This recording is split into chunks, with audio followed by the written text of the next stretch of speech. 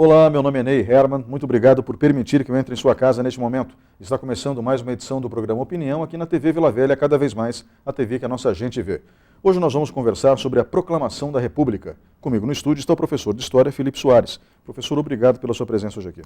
Ney, obrigado pelo convite. Queria agradecer aos telespectadores da TV Vila Velha também pela oportunidade de falar um pouquinho de história. E é sempre um prazer muito grande falar de história, de eventos da história do Brasil especialmente, né? Eu acho que o povo brasileiro precisa conhecer melhor sua história, os acontecimentos, as conjunturas temporais. E é sempre um prazer muito grande falar de história para você. Obrigado. Vamos agora para um breve intervalo e voltamos em instantes.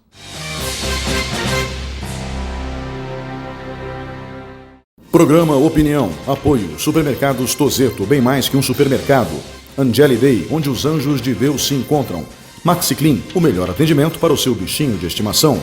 Box 101, o mundo da tecnologia ao seu alcance.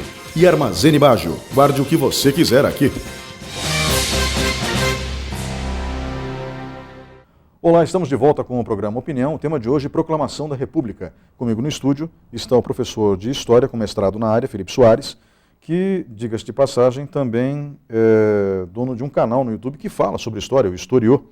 E, além disso, dá aula num dos mais tradicionais colégios de Ponta Grossa, o CEPAM, Sociedade Educacional, o professor Altair Mongruel. Dizem que o professor Altair era muito bem quisto. É o que fala. Professor, nós tivemos um processo muito diferente em relação às Américas. Nos Estados Unidos, houve direto a proclamação da independência e a instalação de uma república, sim, logo de cara, né? Apesar da tradição monarquista inglesa durar até os dias de hoje. E em outros países da América aconteceu a mesma coisa, mas no Brasil foi algo muito interessante. Nós não tivemos nenhuma guerra, nada. O trono foi simplesmente dado do pai ao filho, né? Foi isso que aconteceu. Dom João VI praticamente entregou o Brasil de presente para Dom Pedro I. Né? Não foi bem assim, é claro, né? Existiram algumas divergências no processo, mas nada que não se resolvesse diplomaticamente. E tivemos então um imperador no Brasil. Aliás, dois imperadores. E esses imperadores eram muito bem quistos pela população e foram excelentes em suas gestões, até onde eu saiba. Né? Recentemente, na TV Educativa de Ponta Grossa, entrevistei o professor Marco Aurélio Pereira, e ele fez um relato muito interessante, tanto de Dom Pedro I quanto de Dom Pedro II. Dom Pedro II, em particular, era admirado no mundo inteiro. Ele era um intelectual, sim, ouso dizer, um dos maiores intelectuais do mundo à época. Assumiu o trono com apenas 15 anos de idade. Então, e teve como tutor ninguém menos que José Bonifácio. Então, realmente, era um homem genial. Mas em 1889, um ano depois da escravidão ter sido abolida no Brasil pela princesa Isabel, sim, nós tivemos então a proclamação da República, cercada por uma série de mitos e lendas. Há quem diga que Deodoro da Fonseca foi tapeado, ele que era muito amigo de Dom Pedro II. E eu gostaria que o senhor nos ajudasse a passar por esses detalhes que compõem, como eu posso dizer, o pano de fundo de 15 de novembro de 1889. Para início de conversa, quais foram os fatores que resultaram na proclamação da República e na queda do imperador Dom Pedro II, que era tão amado pelo povo brasileiro? Primeiramente, Ney, queria agradecer novamente a oportunidade, né? Você começou de uma maneira muito sábia, Ney, fazendo essa comparação entre a proclamação da República no Brasil e nos Estados Unidos. Os americanos conquistaram a independência em relação à Inglaterra em 1776, no século XVIII, né? E eles já aderiram ao republicanismo logo de cara, desde o século XVIII. Inclusive, Ney, se a gente for pegar do ponto de vista histórico, a Constituição americana aprovada no século XVIII é a mesma Constituição até hoje, com mudanças, com alterações, mas é a mesma Constituição. Eu digo mais, Ney, não foram só os americanos que passaram por esse processo de adesão ao republicanismo, mas todos os países da América do Sul, Argentina, Uruguai, Bolívia, Venezuela, Chile, Uruguai, Paraguai, todos os países da América do Sul que se libertaram das suas colônias europeias, no caso a maioria espanholas, né, eles também foram republicanos, com exceção do Brasil e do México, que foram os dois únicos países que tiveram experiências monarquistas depois das suas independências. Todos eles aderiram à República logo de cara, né? A Argentina no começo do século XIX, o Uruguai também, o Paraguai, enfim, o Brasil, como você bem disse, ele passou por uma experiência grande de monarquia independente, tanto com Dom Pedro I, depois com o governo regencial, foi um governo tampão entre a minoridade de Dom Pedro I e a maioridade a minoridade de Dom Pedro II, né? E depois com Dom Pedro II. Bom, para a gente entender um pouquinho esse pano de fundo sobre a independência, a proclamação da República, perdão, a gente precisa voltar um pouco no tempo, porque o episódio de 15 de novembro de 89, ele é o estopim que basicamente sela um processo de queda da monarquia, que eu ouso dizer que desde os anos de 1870 já estava meio selado.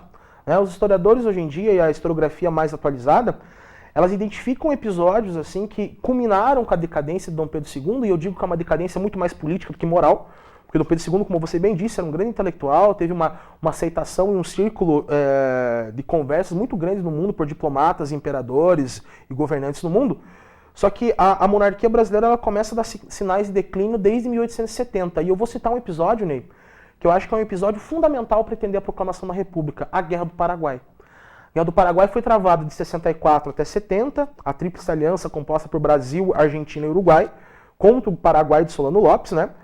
E o Brasil venceu a Guerra do Paraguai. A Guerra do Paraguai foi o maior conflito da América do Sul em toda a sua história. Foi uma guerra sanguinária, uma guerra trucidou várias populações, uma guerra que deixou um saldo de morte muito grande para o lado paraguaio e também para o lado brasileiro, em menor quantidade, mas muitas pessoas que compunham o exército brasileiro e a marinha brasileira morreram na Guerra do Paraguai.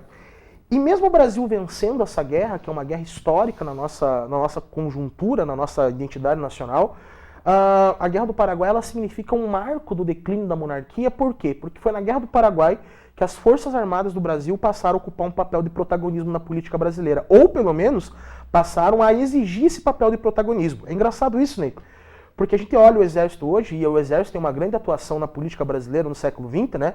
Se for pensar na era Vargas, o Exército teve um papel fundamental na elevação do Vargas à presidência. Depois, o primeiro presidente eleito democraticamente no Brasil da era Vargas, Eurico Gaspar Dutra, militar também. O regime militar, foram 20 e poucos anos de militares no poder. Hoje em dia, o Brasil é governado por uma pessoa que também passou pelos quadros do Exército. Até a Guerra do Paraguai, o Exército ele era uma força marginal na estrutura política da sociedade brasileira. A maior força militar do Brasil era a Guarda Nacional, que era uma espécie de milícia armada oficializada pelo governo lá no período regencial. O Exército ele não tinha a importância política que ele passou a ter com a Guerra do Paraguai, né?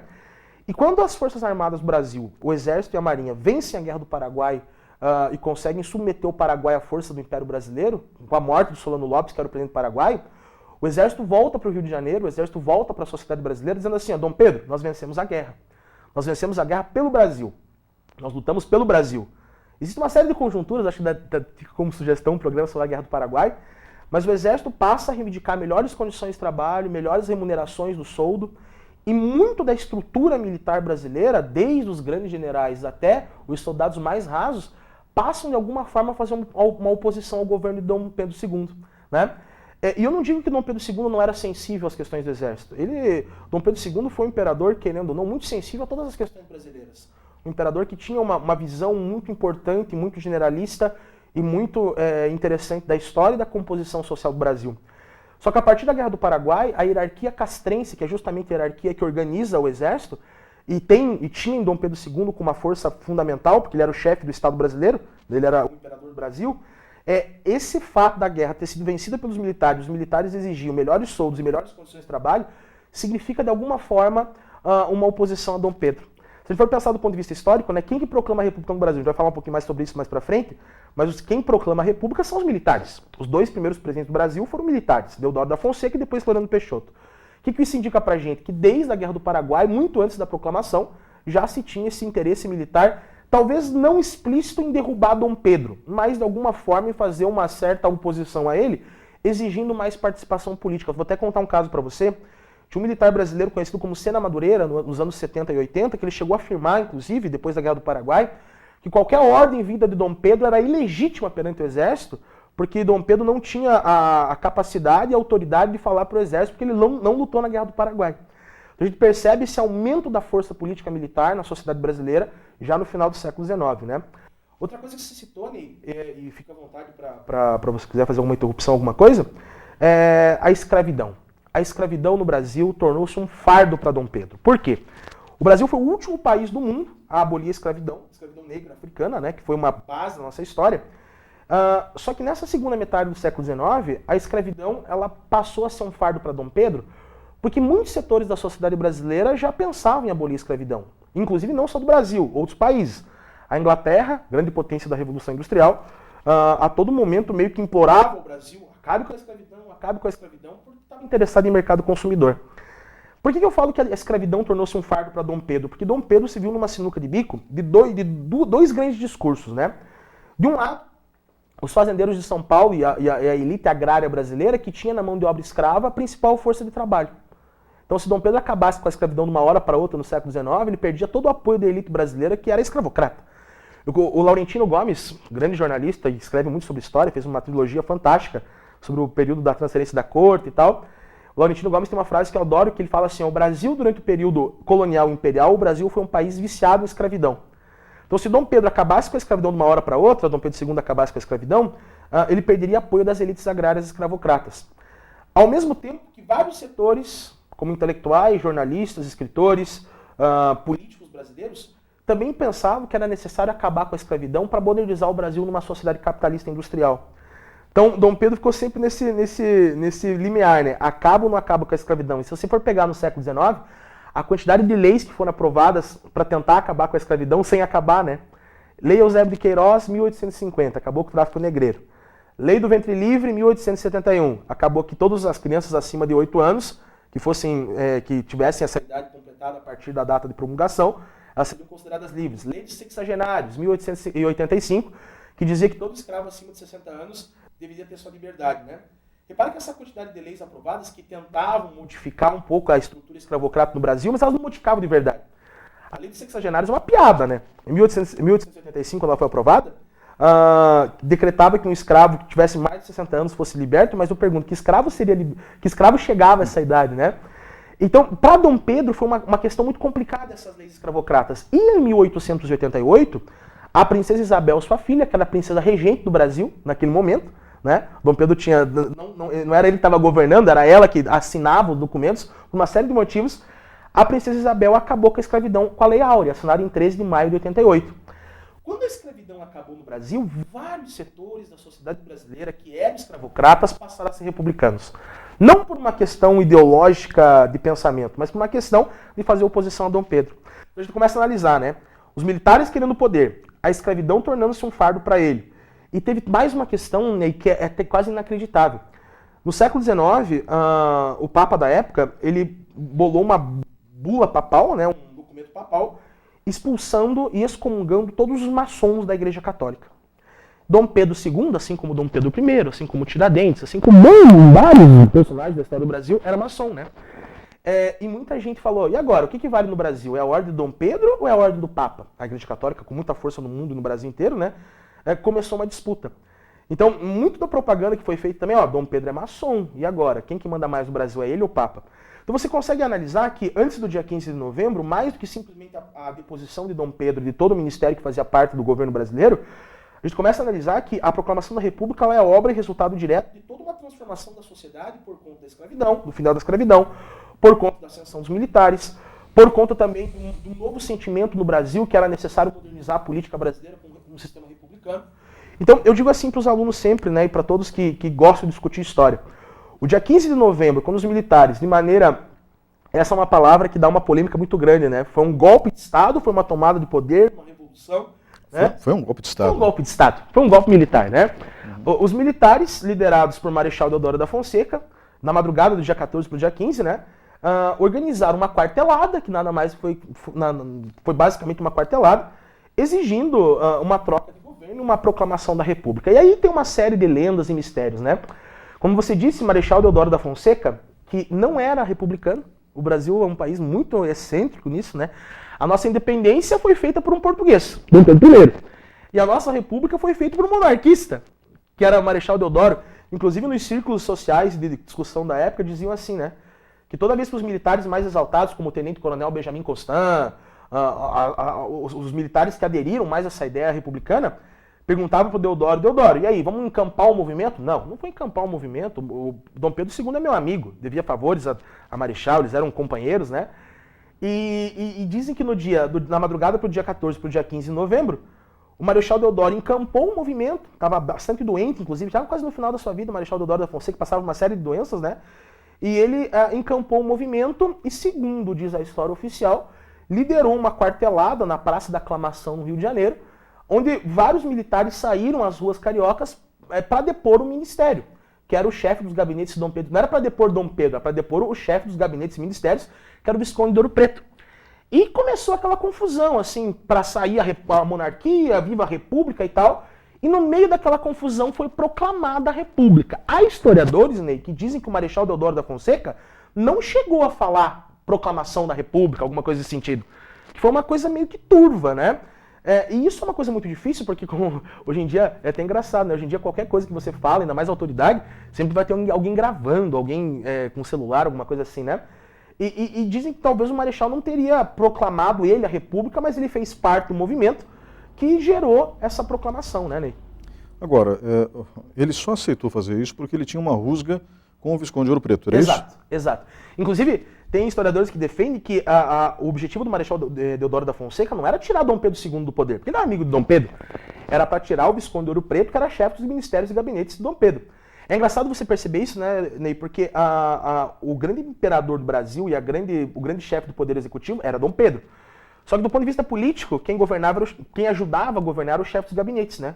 Que era uma espécie de primeiro-ministro, só que com poder muito reduzido, que era Dom Pedro a palavra final. Então muitas pessoas afirmam que a adesão do Marechal Deodoro da Fonseca não foi contra Dom Pedro, nem com a Princesa Isabel, e nem com o Conde d'Eu, que era da família real, né? Era para tirar o Visconde de Ouro Preto. Ele encampou a quartelada, só que a quartelada ganhou uma proporção diferente, né? E aí eu fico pensando, né, Ney, como será que isso acontece, né? Porque, querendo ou não, era uma época diferente, era uma cidade do Rio de Janeiro diferente, né? Como que de uma rusga ou de um conflito com uma pessoa específica, que era o Visconde de Ouro Preto, como que proclama-se uma república, né? Então, é muito interessante ver como as coisas no Brasil elas não são de imediato, elas vão acontecendo de acordo com aquilo que o vento sopra. Infelizmente, essa expressão é desagradável, mas é um fato, né? Ou seja, nós temos oportunistas no Brasil que se manifestam de tempos em tempos, alguns com maior ou menor inteligência. Vargas, por exemplo, era um homem extremamente inteligente do ponto de vista político, né? Sim.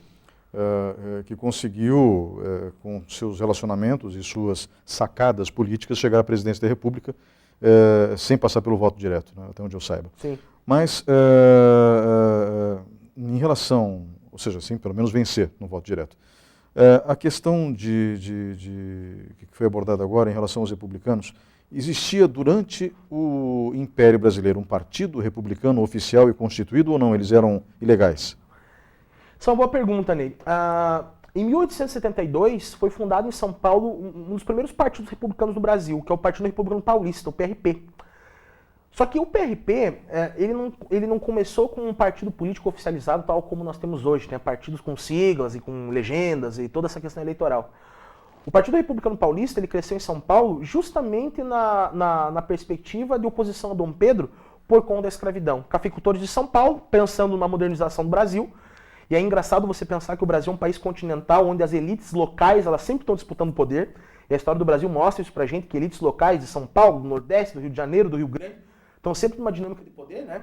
Então esse primeiro partido republicano que surgiu no Brasil foi um partido paulista, de cafeicultores de São Paulo que pensavam que era possível tomar o poder político a partir de uma mudança social, uma mudança de perspectiva. Mas eu digo sempre assim, esses republicanos de São Paulo eles tinham uma visão muito mais anti-Dom Pedro do que propriamente um sentimento republicano no Brasil, né? Eu digo que a maior ideologia republicana no Brasil ela chega com a chegada das ideias positivistas, de Augusto Comte, um intelectual importantíssimo na Europa, né? O positivismo, que essa tentativa era uma tentativa na época de tentar pegar as leis naturais e aplicar à sociedade de acordo com uma ideia de amor, ordem e progresso. Tanto é que esse lema depois vai parar na bandeira republicana brasileira, tirando o amor para ordem e progresso, né? E muitas dessas ideias positivistas de ordem, uma sociedade que tem um governo que consiga ordenar a sociedade, e a partir dessa ordem partir para o progresso, essas ideias positivistas elas encontraram eco justamente nos setores militares. Você pega Benjamin Constant, tenente-coronel do Exército, um cara que frequentou a escola da Praia Vermelha no Rio de Janeiro, que era um centro de referência militar. Essa escola da Praia Vermelha no Rio de Janeiro, que era uma escola militar, ela tinha todo um projeto de desenvolver o Brasil dentro de uma nova perspectiva social. Eles diziam assim, que um Brasil liderado por pessoas especiais e pessoas que tivessem uma capacidade intelectual melhor era um Brasil que poderia dar um futuro melhor à sua sociedade. Essas ideias positivistas chegaram no Brasil e encantaram os militares da alta patente que um governo mais baseado na ordem e no progresso poderia ser um governo progressista no Brasil, né? Então o que eu digo assim? E outra coisa, Ney, veja como esse cenário ele é difuso, né?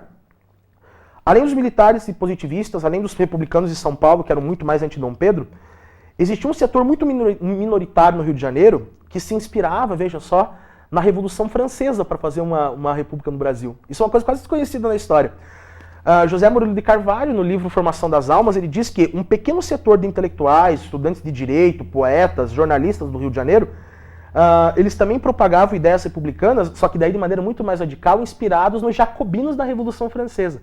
Os jacobinos, para quem não sabe, foi uma tendência na Revolução Francesa, e daí que derivou a expressão esquerda e direita, né? E os jacobinos chegaram na Revolução Francesa a cortar a cabeça do Luís XVI. Tinha um setor minoritário no Rio de Janeiro, composto por intelectuais, que defendiam claramente que era possível fazer uma revolução iluminista no Brasil para tentar acabar com a monarquia de Dom Pedro através da violência e da força. Algo que nunca aconteceu, né?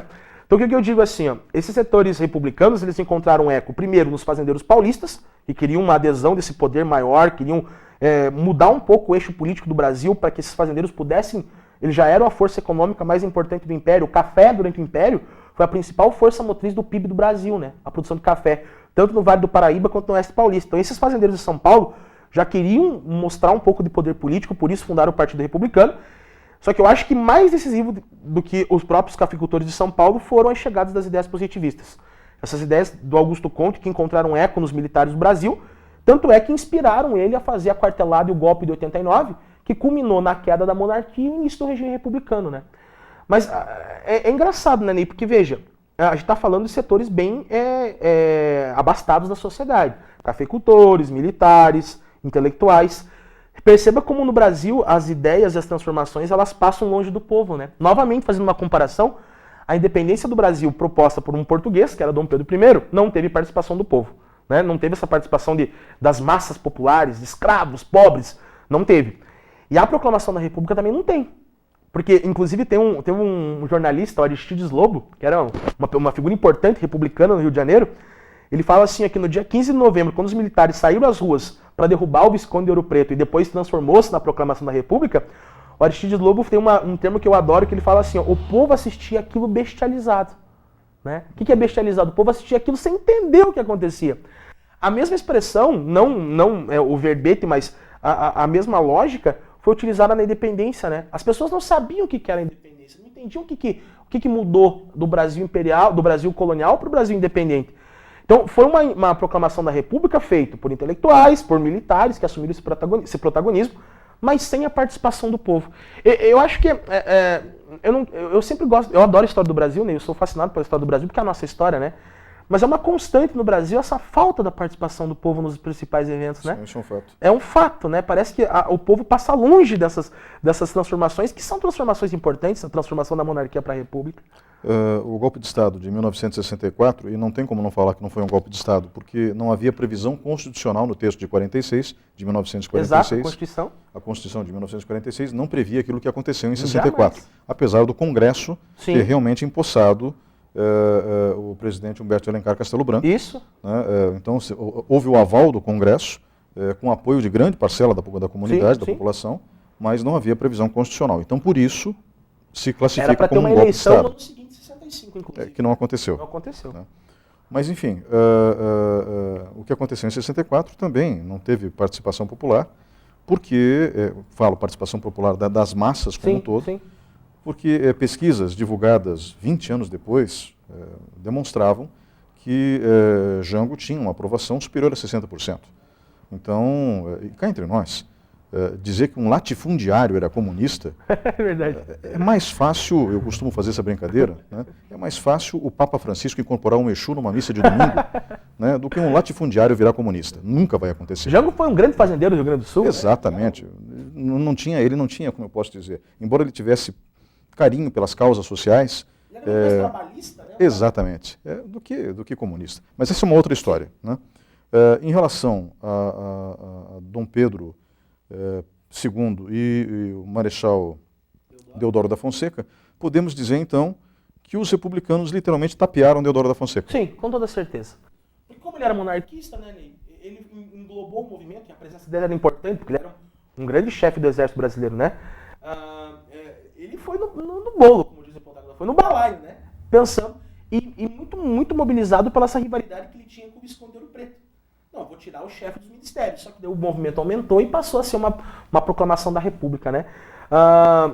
E é engraçado, né? Porque, veja, essa proclamação da República, por mais que ela foi meio confusa, ninguém sabia se era para tirar Dom Pedro ou só o Visconde de Ouro Preto, em alguns setores do Exército ela já estava sendo planejada muito antes. Há relatos, desde 88, desde 87, Benjamin Constant já estava mobilizando os setores da caserna para fazer esse golpe, né? Pode falar. A gente volta daqui a pouco, professor, o senhor termina de contar essa história depois do intervalo. Beleza. A gente vai para um breve intervalo comercial e voltamos em instantes.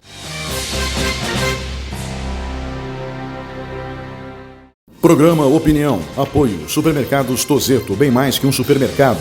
Angeli Day, onde os anjos de Deus se encontram. Maxi Clean, o melhor atendimento para o seu bichinho de estimação. Box 101, o mundo da tecnologia ao seu alcance. E Armazene Baggio, guarde o que você quiser aqui. Olá, estamos de volta com o programa Opinião. O tema de hoje, Proclamação da República. Comigo no estúdio, o professor de História com mestrado na área, Felipe Soares. Professor, o senhor terminou o bloco anterior dizendo que a Proclamação da República não foi um evento que foi completamente planejado, de improviso, no dia 15 de novembro de 1889.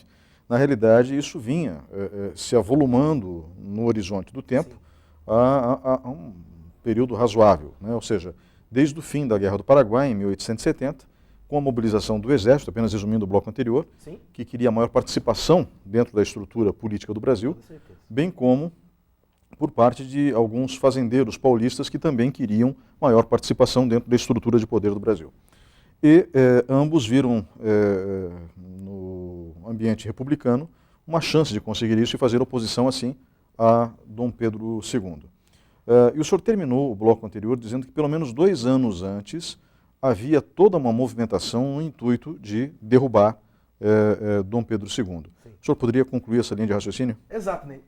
A gente consegue perceber na historiografia, nas fontes históricas, que esses setores mais republicanos do Exército já planejavam, de alguma forma, uma mobilização militar que fosse possível derrubar Dom Pedro II. Né? E eu acho que a figura mais fundamental nisso foi a figura do Benjamin Constant.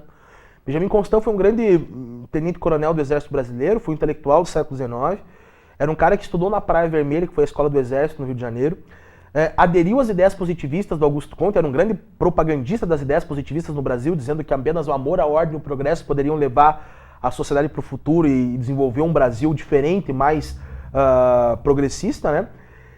E há relatos que o Benjamin Constant, desde 87, 88, já planejava e incentivava que setores da caserna, da estrutura militar, se rebelassem contra Dom Pedro II. Inclusive, Ney, tem uma história, assim, que é uma das histórias, assim, que o Brasil tem várias especificidades, né? 6 dias antes da proclamação da República, a proclamação foi no dia 15 de novembro, no dia 9 de novembro, Dom Pedro II ele fez uma festa. E Dom Pedro II não gostava de fazer festas, ele era um imperador muito discreto, muito compenetrado, muito centrado. E Dom Pedro II fez uma festa na Ilha Fiscal. A Ilha Fiscal é uma ilha no meio da Baía Guanabara, no Rio de Janeiro. Uma ilha que tem até um castelo até hoje lá. Para quem for para o Rio de Janeiro, recomendo, é aberta a visitação. E Dom Pedro II fez uma festa que supostamente era para homenagear um navio chileno que passava pelo Brasil e tinha oficiais ali. Ele queria fazer uma relação diplomática com o Chile e, portanto, fez uma festa para homenagear esses marujos aí, esses oficiais chilenos.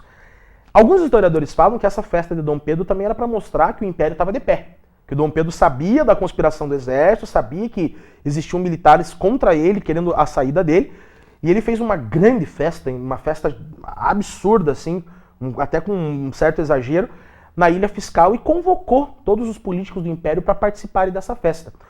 Um dos poucos que não foi convidado foi Benjamin Constant, que era uma das lideranças já sabidas da oposição a Dom Pedro, né? Então essa festa da Ilha Fiscal serviu para mostrar que Dom Pedro sabia da situação e sabia que dentro do exército, muito provavelmente, existia uma conspiração contra ele. Tem uma história que ninguém sabe se é verdade ou não, que fica nesse campo da mitologia, que como a Ilha Fiscal é uma ilha toda cercada por água da Baía Guanabara, Diz que na hora que Dom Pedro desembarcou na festa que ele mesmo promoveu, que o Império Brasileiro promoveu, com a Princesa Isabel, com o Conde Duque, que era o seu genro e tal, diz que na hora que ele desembarcou, o barco que ele tava deu uma balançada, e ele brincou assim, ó, a monarquia do Brasil balança, mas não cai. E depois, 6 dias depois, a quartelada que deu o golpe militar tirou ele do poder, né? Tirou primeiro o Visconde de Ouro Preto e depois tirou Dom Pedro.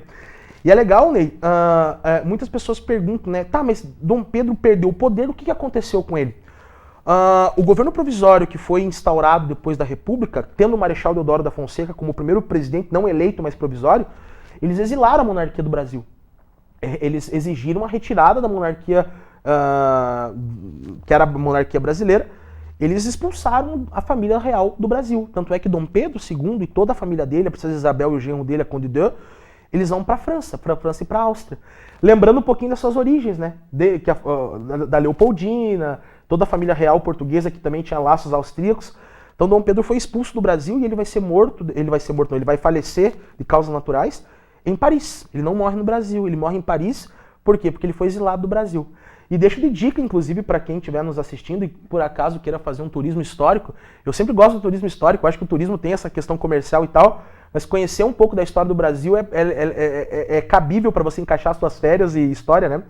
No Rio de Janeiro tem muita coisa de Dom Pedro II, e especialmente na cidade de Petrópolis, que é uma cidade serrana no Rio de Janeiro, que é onde morou Dom Pedro II, né? Que era a casa de campo da família real, e é uma cidade toda feita, assim, uma cidade feita pela família real e organizada pela família real brasileira, que é onde os restos mortais de Dom Pedro II estão colocados até hoje, na igreja metropolitana de Petrópolis. Porque ele morre em Paris, depois há uma disputa de Portugal e Brasil para ver quem ficaria com os restos mortais, porque Dom Pedro II era filho de Dom Pedro I, que foi rei de Portugal também, né? Neto de Dom João, que foi rei de Portugal. E os restos mortais de Dom Pedro II estão repousando na igreja metropolitana lá em Petrópolis, que é uma igreja muito bonita, muito situosa, e que foi a sede do governo, a sede de férias, né, do Império Brasileiro durante o primeiro reinado e o segundo reinado. Mas não foi fácil convencer o resto do Brasil a aceitar a República. Depois que o povo entendeu o que aconteceu, mas por que tiraram Dom Pedro II? Ele ficou 49 anos no poder. Foi o cara que mais tempo ficou no poder na história do Brasil. Ele era amado pelo povo, né? Era um homem sábio, né? Aí, de repente, eles têm que convencer na marra, e daí entra, com toda a truculência dele, Floriano Peixoto. É interessante a gente narrar o fato de Florianópolis, né? Exato, que é uma homenagem a Floriano Peixoto, que era um truculentíssimo, né? Até onde eu saiba, eu nasci em Santa Catarina, então a gente conhece bem essa história em Santa Catarina. O nome da capital do estado de Santa Catarina era Desterro. Isso, exatamente. Né? E um nome horroroso, diga-se de passagem. E então, à medida que eles eram monarquistas, o ambiente ali era monarquista, à medida que ele foi chegando, eles foram, como eu posso dizer, diminuindo o ânimo monarquista e aumentando o ânimo republicano. Pela força, né? Pela imposição. Pelo medo, né? E aí acabaram rebatizando a cidade, em homenagem a Floriano Peixoto, como Florianópolis, ou seja, a cidade de Floriano, para que ele não massacrasse Florianópolis. Porque a ideia inicial do exército, até onde eu saiba, era massacrar Florianópolis, era massacrar a resistência monarquista. Era mais ou menos isso, ou seja, a história que eu ouvi quando criança procede? Procede, Ney, procede. Só para a gente lembrar o nosso telespectador, né? Depois que foi proclamada a República no Brasil, o regime republicano passou a ser a ordem política, né? E aí, Ney, é interessante você pensar que, como você muito bem deixou claro, né, a aceitação da República foi complicada, porque o Brasil veio de uma tradição monarquista. Dom Pedro I, governo regencial, foi um período muito complicado da história do Brasil, justamente por isso, que as pessoas não entendiam o que era o governo regencial, porque era uma bagunça, ninguém sabia quem mandava. E como que de repente agora não tem mais imperador? Não fazia parte do imaginário da maioria da população, né? E aí, Ney, eu acho que é fundamental a gente destacar um pouquinho da construção dos símbolos nacionais. Porque à medida que o novo governo se estabelece, e tem na figura do Marechal Deodoro da Fonseca o primeiro presidente provisório, até se fazer uma nova Constituição do Brasil, o Marechal foi colocado de maneira provisória, até que no ano de 1891 começam a elaborar a nova Constituição, né? Só que, além disso, toda uma série de símbolos nacionais foram criados justamente para tentar, de alguma forma, ensinar ao povo brasileiro que o novo governo estava sendo feito. Vou dar um exemplo claro para você. Inclusive, um tempo atrás, eu dei uma entrevista para você mesmo sobre o Tiradentes, né? Sobre o que era o herói da Inconfidência Mineira. Foi o governo republicano, logo depois da proclamação da República, que começou a contar a história do Tiradentes como herói. Qual que era a ideia? Nós, republicanos, libertamos o Brasil da monarquia.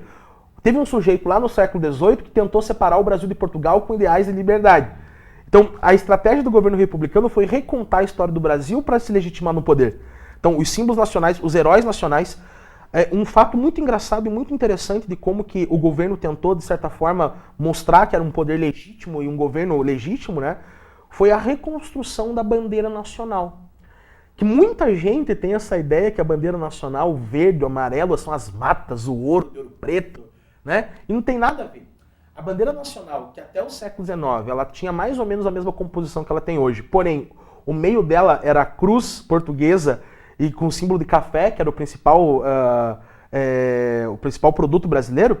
Foi o governo republicano que construiu essa bandeira nacional que nós conhecemos. E repara que se você pegar a bandeira do século XIX, monarquista, e a bandeira nacional republicana, elas são muito parecidas. Mantém-se o retângulo verde, o losango amarelo, que era as cores da família real portuguesa, dos Bragança-Orleans, e muda somente o meio da bandeira, com o lema Ordem e Progresso, que é um lema positivista. O que o governo quis dizer com isso? Nós somos o mesmo Brasil. O mesmo Brasil que era no período da monarquia é o Brasil republicano, com algumas diferenças, mas é o mesmo Brasil. Então, o governo foi ensinando, colocando esses símbolos nacionais, tentando forçar heróis nacionais para falar, nós somos o mesmo país, porém com um governo diferente. Agora, você destacou um negócio importante, né? O Marechal Deodoro da Fonseca foi o nosso primeiro presidente, depois o seu vice, que era o Marechal Floriano Peixoto, depois também foi presidente do Brasil, a partir de 91. E você destacou uma coisa muito importante. Essa aceitação da República muitas vezes foi à força. Províncias que não aderiram à República ou questionavam a República, o poder mais centralizado no Rio de Janeiro na República, foram sufocadas politicamente, né? Destaca o Rio Grande do Sul, que sempre foi uma província muito rebelde na história do Brasil. Foi no Rio Grande que teve a Revolução Farroupilha, depois na República a Revolução Federalista. E você contou essa história de Santa Catarina que até chega a ser cômico, mas ao mesmo tempo trágico. A ilha de Santa Catarina, que é a ilha que hoje é Florianópolis, chamava-se Desterro. E conta-se a história que as tropas de Floriano, nessa tentativa de impor o novo governo, invadiram a ilha de Florianópolis e ameaçavam as pessoas que, se você não aderir ao novo governo e à nova lógica republicana, você vai ser morto. Eu não conheço Florianópolis tal como as pessoas que nasceram lá, ou Santa Catarina. Tem algumas partes do norte da ilha de Florianópolis, acho que é a ilha de Ponta Grossa, inclusive, o nome da ponta da ilha, que é um lugar bem específico lá, que dizem que Floriano chegou a matar muitas pessoas lá. As tropas do governo, comandadas por Floriano, chegaram a assassinar muitos rebeldes que não aceitavam o novo governo. E é engraçado, né, Ney? A nossa história ela tem que ser contada. Mas você homenagear, eu acho o nome Desterro, como você bem disse, horrível. Um nome antipopular até. Sim. Mas você homenagear um presidente que de alguma forma assassinou pessoas naquela região, dando o nome a ele de Florianópolis, é uma contradição na história, né? É a mesma coisa que eu chegar, por exemplo, na Colômbia e alguém falar que a praça inicial de Bogotá é Pablo Escobar, né? Muita gente em Florianópolis, até tem alguns amigos da Federal de Santa Catarina que discutem isso, eles falam que é uma ironia na história, uma cidade belíssima daquela, uma cidade que atrai turistas do mundo inteiro, né? Um polo turístico no Brasil, uma das cidades mais lindas do Brasil. É uma ironia que, em homenagem a um presidente, que é o segundo presidente da história, o Floriano Peixoto, que era vice do Marechal Deodoro da Fonseca, e por ele ter usado da força e da repressão para sufocar os movimentos que de alguma forma não concordavam com a República, seria uma ironia muito grande homenageá-la como Florianópolis, né? Então, teriam muitos outros nomes para homenagear. Mas não dá para também generalizar, né? Foi um presidente importante da história do Brasil, foi vice, depois foi presidente. E vamos pensar, né, Ney? Até em Ponta Grossa tem homenagem ao Floriano Peixoto. A praça, talvez uma das praças mais importantes da cidade, que é a Praça Centro de Ponta Grossa, que é a Praça Floriano Peixoto. Para quem não sabe, é a Praça da Catedral, que fica do lado do Exército, do outro lado da Catedral, do outro lado de um clube importante da cidade. O nome daquela praça é Floriano Peixoto, né? Então a gente não pode radicalizar também pensando que... Mas é um fato. Uma cidade que homenageou um cara que matou pessoas e reprimiu pessoas naquela região. Eu não posso também julgar quem viveu em Florianópolis naquela época, porque talvez tenha sido a forma que eles encontraram para sobreviver. Com toda certeza. Quando nós tivemos o episódio envolvendo Vicente Machado, que era governador do Paraná, e ele acabou tirando o governo de Curitiba e levando para Castro, porque forças de oposição passavam por ali, né? E depois o Barão de Cerro Azul se viu sozinho em Curitiba, sem condições, literalmente, de proteger a população, porque Vicente Machado, como todo bom covarde, levou o exército junto, né? E a verdade é essa, até onde eu saiba, né? E o Barão de Cerro Azul, então, pagou para as tropas de então para deixarem os curitibanos em paz. Literalmente pagou, entregou dinheiro, né? Na realidade, o Barão de Cerro Azul foi um herói, ele salvou as pessoas com o dinheiro dele, né? Arrecadou de algumas pessoas, enfim. Para que o governo não aniquilasse, né? As tropas de então, né, não fizessem mal a ninguém. E quando Vicente Machado retorna para Curitiba, depois que tudo é normalizado, enfim, essas forças são reprimidas, aí ele acaba mandando executar o Barão de Cerro Azul como se fosse um traidor. E durante muitos anos o Barão de Cerro Azul ficou para a história como se fosse um traidor, mas não. Pelo contrário, ele foi um herói. Tem até um filme muito bem feito que conta a história do Barão de Cerro Azul, que é O Preço da Paz. Depois que eu vi o filme e fui verificado dos fatos históricos, eu sinceramente cheguei a, inclusive escrevi um artigo no Diário dos Campos na época, dizendo que o nome da principal avenida da cidade de Ponta Grossa deveria ser modificado, né? Por que a gente vai ter um covarde como Vicente Machado sendo homenageado em tudo que é canto? Né? Mas enfim, essa é uma outra história. São questões da memória, né? Exato. Né? E daí a gente chega de novo a Floriano, e é difícil de julgar ou condenar as pessoas da época, né? Mas o fato é que a gente mencionar tudo isso, a gente não pode, isso pode não parecer não ter relação com a proclamação da República, mas tem. Havia uma proposta de deixar o povo brasileiro escolher se desejava ou não a monarquia ou a república, né? Isso foi feito, com quase 100 anos de atraso. Né? Aliás, mais de 100 anos de atraso. Mais de 100 anos, foi em 1994. Exatamente. Né? Quando teve o plebiscito entre a monarquia e a república. Eu tinha 24 anos na época, eu nasci em 1970. Eu votei pela monarquia por uma questão de justiça histórica. Eu sabia que eu tinha perdido já, né, pelas pesquisas de opinião, né? Mas, assim, eu votei pela monarquia por uma questão de justiça histórica, né? Porque, sinceramente, analisando o que eu tenho de informação sobre a história, o período imperial foi excepcional, né? E a população, professor, a população dos primeiros anos da República, depois de todo o trabalho de truculência de Floriano Peixoto, a população não se ressentiu da República em relação a toda a moral e, como eu posso dizer, tranquilidade que o imperador Dom Pedro II passava? Olha, foram anos conturbados os primeiros anos da República. Eu acho que não foram anos conturbados, foram anos quase que invivíveis no Brasil. Foram anos assim que a política brasileira entrou em efervescência, né? Eu não vou nem entrar no mérito, e acho que cada um vai ter sua opinião. Você mesmo disse que votou pela monarquia, né, no plebiscito, né? Mas o fato era que a cultura política brasileira era monarquista. O Brasil passou a ser um país independente de Portugal, monarquista. Então a identidade brasileira era monarquista, né? Então foi muito difícil essa aceitação da República. E vamos lembrar, né, Ney? Se os dois primeiros presidentes foram militares, as pessoas têm às vezes essa sensação que o militarismo ele impõe uma ordem de disciplina, mas o que teve de revolta no começo da República, vou citar algumas. Revolta da Armada, militares da Marinha ressentidos com militares do Exército, porque quem assumiu a República eram militares do Exército. A revolta da Armada no final do século XIX, alguns militares da Marinha Brasileira ameaçavam, inclusive, bombardear o Rio de Janeiro caso os militares do Exército não abrissem espaço para que a Marinha governasse junto também. Então você percebe, né? A gente tem essa visão que a questão militar é sempre muito fechada, mas nesse caso até uma rusga entre os militares aconteceu. Você pega um militar conhecido como Custódio de Melo, ele chegou a ameaçar o Deodoro da Fonseca, depois do Floriano Peixoto, dizendo assim, e esse governo é só do Exército, não é da Marinha também? Não somos militares iguais? Então, primeiro, uma disputa muito grande entre os militares. Segundo, a quantidade de federações e de províncias no Brasil que não aceitavam a República, justamente porque tinha uma tradição monarquista e, segundo, o governo republicano foi autoritário. Vou dar um exemplo claro, e você mesmo citou a história de Barão de Cerro Azul, né? A famosa Revolução Federalista no Rio Grande do Sul. A Revolução Federalista começa justamente por conta de um processo de autoritarismo de Floriano, nosso segundo presidente. Floriano Peixoto tinha uma prática muito autoritária e muito centralista de indicar os governadores dos estados brasileiros. Né? Ele indicava, não tinha eleição, como nós temos hoje o direito do voto democrático, você escolher seu governador. O Floriano indicou para a província do Rio Grande do Sul o famoso Júlio de Castilho, que era florianista, e a elite gaúcha não queria esse cara no poder. A Revolução Federalista, que parte do Rio Grande tem como destino o Rio de Janeiro, e é barrada na Lapa, inclusive no Cerco da Lapa, né?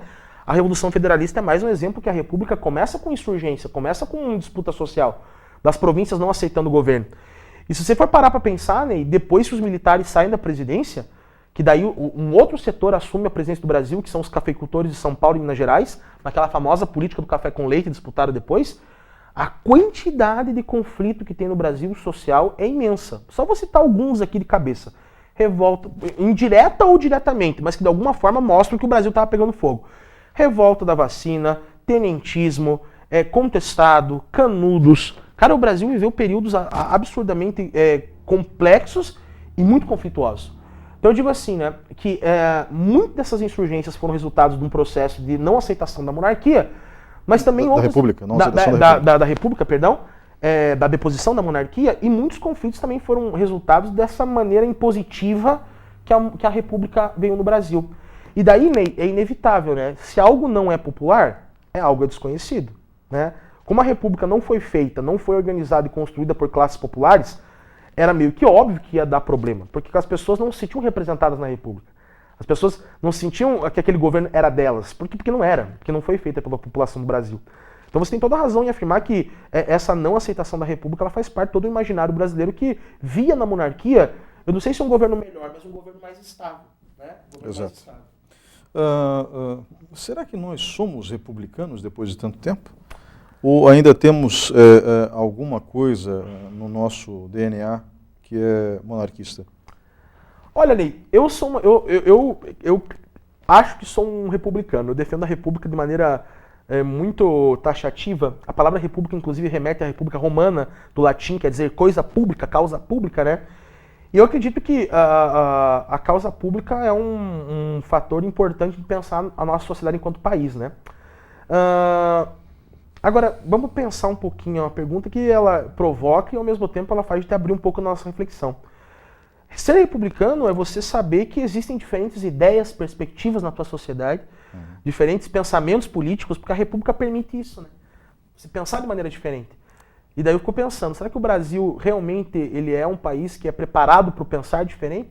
A aceitação de você ser de esquerda, de direita, de centro, de cima, de baixo, eu acho que o republicanismo ele passa por uma palavra muito importante que é a ideia do respeito, da tolerância e da aceitação da ideia diferente, né? Você falar alguma coisa? Não, é exatamente isso que eu ia dizer.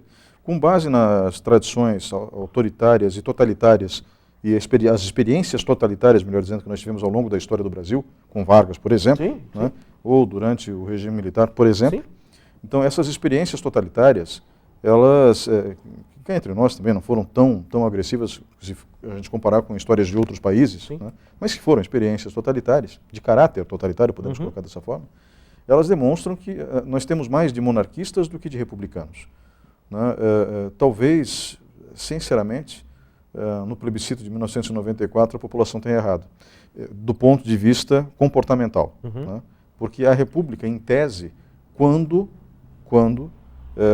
bem administrada, ela teoricamente pensa em todos. Res publica, isso, coisa pública. Exatamente. Então o espírito republicano, ele teoricamente não é ruim. O problema é o que fizeram no Brasil, especificamente. Exato, né? Eu vejo muito em período eleitoral, e até é legal a gente fazer essa comparação.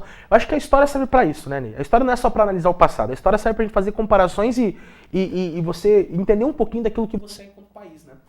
Eu sempre vejo em período eleitoral, assim, especialmente em debates ou entrevistas eleitorais, um candidato que é de um partido X, outro é do Y, e daí pergunta, como é que você vai governar e tal? Ou quando um prefeito é de um partido X, o governador é do outro, o presidente é do outro. Se existisse alguma coisa que pudesse unir tudo isso, era justamente o espírito republicano, né? O fato de eu ser de esquerda ou de direita não impede de pensar num bem comum. Eu acho que esse de certa forma, é uma contradição sadia, mas ao mesmo tempo que o brasileiro, enquanto nação, enquanto sociedade, ele tem dificuldade de entender. Que a república, ainda mais uma república democrática como é a nossa, ela passa pela aceitação de que você pode pensar diferente, você deve pensar diferente, mas tem algo que nos une, que é o bem público, o zelo pela causa pública, o caminho que cada um pensa nisso aí, eu acho que cada um vai ter a sua própria liberdade, mas existe alguma coisa que centraliza tudo isso, que é justamente o zelo pelo bem público e pela causa pública, né? Pois é, eu acho que nós estávamos mal acostumados no século XIX. Nós tivemos dois imperadores que se preocupavam com o bem público. Né? Eles eram senhores do Brasil, mas se preocupavam com o povo de uma forma geral. Eles tinham essa preocupação, deixavam isso claro para a população. Tanto Dom Pedro I se preocupava com o povo brasileiro, como Dom Pedro II, então nem se fala. Né? Que se destacou bastante por conta dessa, né? Essa característica. Isso. Né? Então, eu sinceramente, olho para o século XIX com um pouco de inveja de quem viveu naquela época, sob o governo de alguém que se preocupava efetivamente com o povo brasileiro. Então, talvez essa seja a confusão e uma certa sensação de vazio que a gente pode ter em relação aos nossos governantes nos dias de hoje. Professor, a gente vai para um breve intervalo, nós voltamos em instantes com o programa Opinião.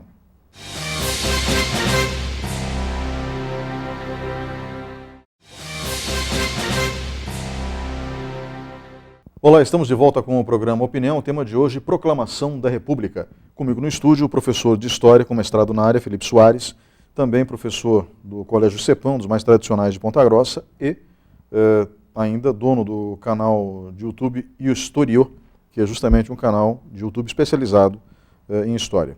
Professor, nós chegamos então à conclusão de que o processo de proclamação da República não começa em 15 de novembro de 1889, nem acaba naquela data. Não. Pelo contrário, é algo que tem pelo menos uns 20, 25 anos de antecedência, né? Ou seja, as discussões em relação à República ganham força, começam a ganhar força, melhor dizendo, com pelo menos 25 anos de antecedência àquela data, e a aceitação da República ela só ocorre com 20, 30 anos depois da passagem do tempo, né? Depois daquela data específica, em 15 de novembro de 1889. E aqui nós demos uma série de informações para as pessoas, mas eu sempre gosto, quando vem alguém que tem o seu calibre intelectual no programa, de pedir indicações de leitura. Eu ainda acredito nos livros. Eu também. O senhor indicaria algum livro para que as pessoas possam entender melhor o que foi a Proclamação da República? Eu digo 4 livros dele. Primeiro, As Barbas do Imperador, da Lilian Schwartz, que é um livro muito legal para você entender o auge e a declínio do Império Brasileiro, da monarquia de Dom Pedro II. Eu indico também 2 livros de um historiador conhecido como José Murilo de Carvalho, Os Bestializados e A Formação das Almas, que pega exatamente a formação do novo regime republicano a partir do dia 15 de novembro, né? Como que a monarquia caiu e como que a república se estabeleceu. Eu indico uma leitura muito programática, assim, que é o livro 1879, do jornalista Laurentino Gomes, que é um jornalista que escreve sobre história. Os historiadores torcem o nariz para ele. Eu acho fundamental o trabalho dele do ponto de vista de publicizar a história. Inclusive teve no UEPG um tempo atrás, que é o livro 1879, do Laurentino Gomes, para você ter um panorama legal e entender como foi esse momento a partir da literatura. Eu também acredito nos livros, eu acho que é importante a gente ler cada vez mais sobre a nossa história. Professor Felipe Soares, obrigado pela sua presença hoje aqui. Obrigado, Ney, e até mais a todos vocês. Muito obrigado a você que estava nos acompanhando até agora. Um grande abraço, boa noite, até a próxima semana.